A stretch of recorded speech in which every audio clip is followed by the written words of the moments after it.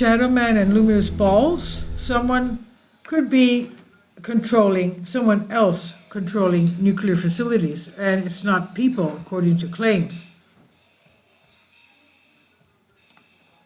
Now, former Air Force technician Adrian Reister told Daily Star about glowing balls appearing over a Missouri military base and a macabre encounter with a shadow man.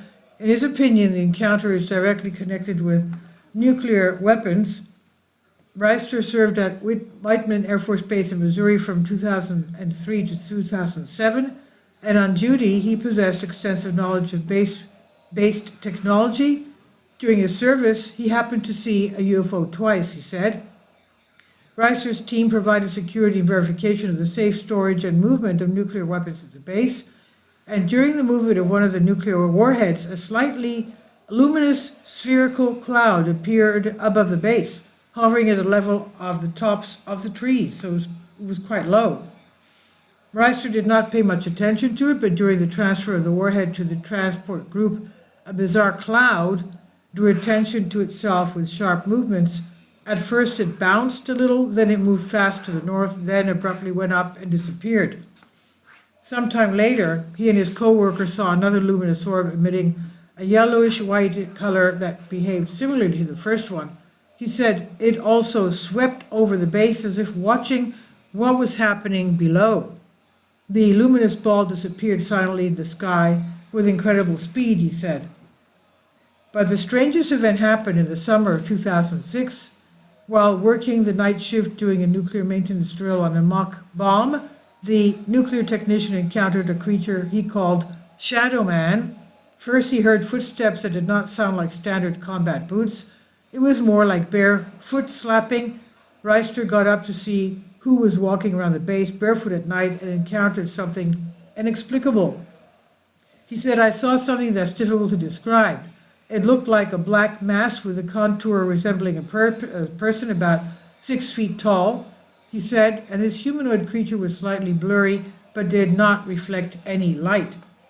Reister was struck by the fact that on a heavily guarded base, where the presence of strangers is down to zero, something incomprehensible walks freely in top-secret interior zones.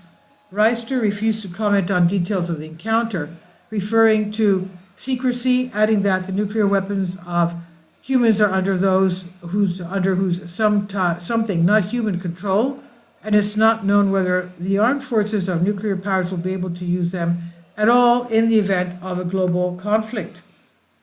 And you can, of course, fully dismiss this interview as a joke of a former military man, but this has happened before.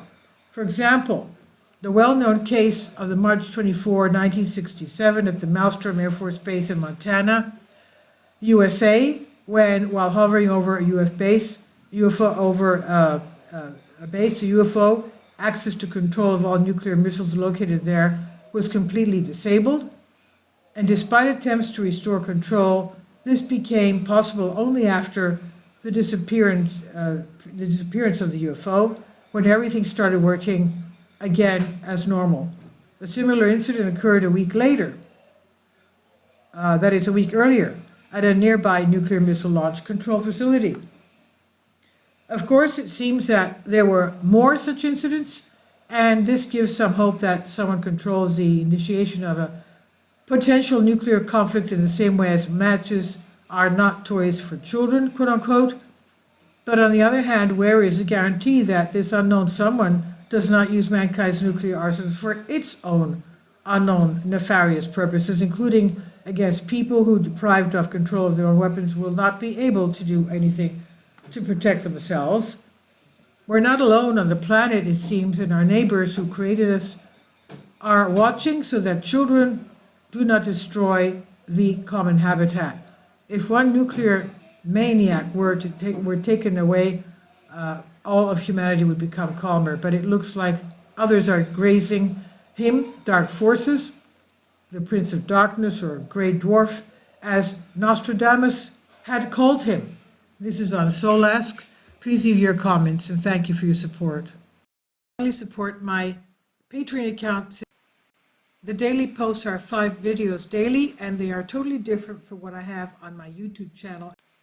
Thank you so much for your support, and that you find all my content so interesting. You'll find the Patreon account details in the description box below.